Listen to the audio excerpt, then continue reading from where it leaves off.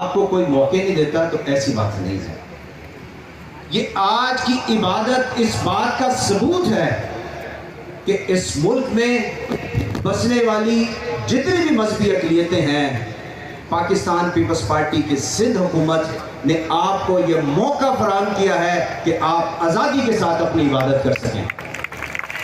जब आप आज़ादी के साथ अपनी इबादत कर सकते हैं तो फिर आज़ादी के साथ अपनी ज़िंदगी में तरक्की भी कर सकते हैं।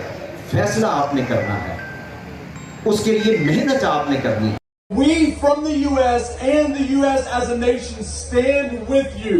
भाई कहते हैं कि मैं बतौर अमरीकी और अमरीकी हुकूमत पाकिस्तान के साथ खड़ी है। जोरदार तालियां बजाइएगा। And what we plan to do when we go back home is continue to raise aid to help, because there's so much more to do. भाई कहते हैं कि जब हम अपने मुल्क वापस जाएंगे तो और ज्यादा मदद के लिए तजोदो करेंगे कि पाकिस्तान के लिए और मदद के दरवाजे खुले। And we want you to know that the God of love, who we call Jesus, cares deeply about this nation.